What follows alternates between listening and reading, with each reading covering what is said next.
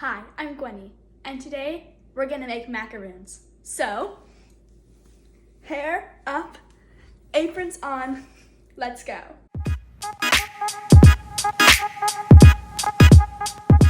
For this recipe, you will need almond flour, powdered sugar, cocoa powder, egg whites, cream of tartar, sugar, vanilla extract, salt, heavy cream, and chocolate chips. Now, you want to preheat your oven to 320 degrees Fahrenheit. Wait, what are you doing? No, next part.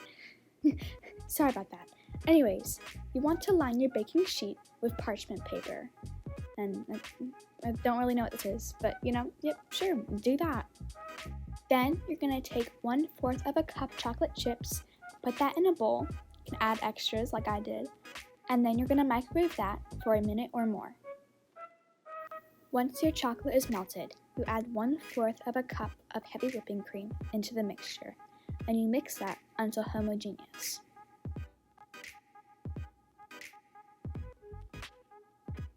Once it's homogeneous, you add 1/2 teaspoon of vanilla extract.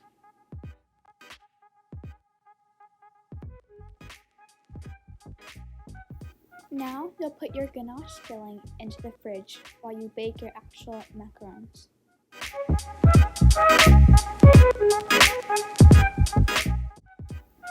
Then you add 1/4 cup of egg whites into a mixer and mix that on medium until a frothy consistency.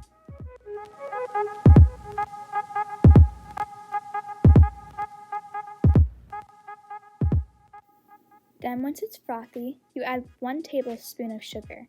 Then you mix it together. Once it's mixed together, then you add the 2nd tablespoon of sugar.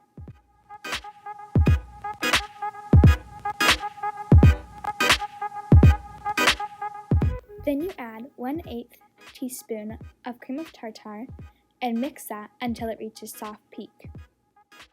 Once it reaches soft peak, you add 1/4 teaspoon of vanilla extract and mix that until it reaches stiff peak. Once you finish mixing, you'll add 1/4 a cup of almond flour into your mixture slowly and make sure you fold it with your spatula or spoon that you're using. Once you finish mixing your almond flour in, you add 1/4 a cup of powdered sugar slowly into your mixture and you fold that in as well.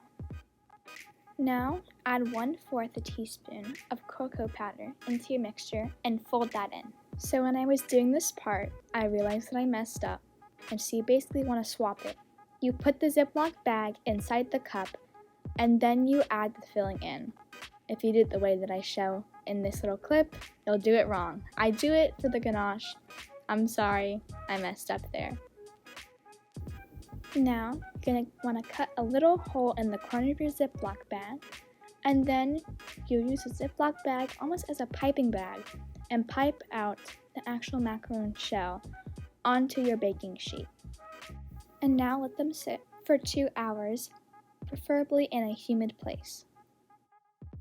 Then you'll put them in the oven for 14 to 15 minutes.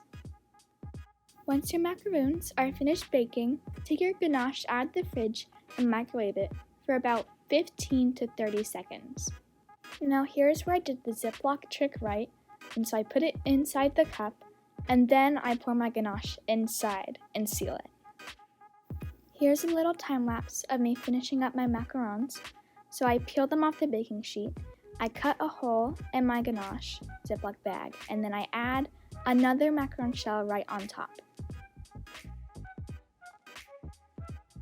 Hi Mom, so I want to know what you think of my macarons. Well, I know that nobody can actually smell these, but I can, and they smell incredible. The chocolatey smell is just amazing. So, am I allowed to? Okay, I'll take a little one just to try. Okay, they look delicious. Oh, they're so crisp, yummy. Okay. Oh my god.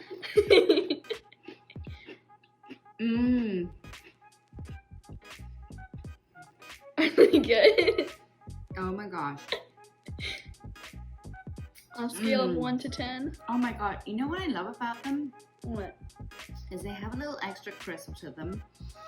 And the center is like so chocolatey, ganache, like decadent. Mm-hmm. I have chocolate down my mouth. It's like amazing.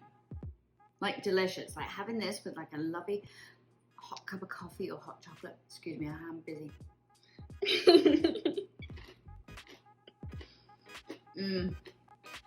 1 out of 10? Probably an 11. Okay, thank you. Just in case I missed anything, here's the recipe for the macarons I made today, and I hope you enjoyed.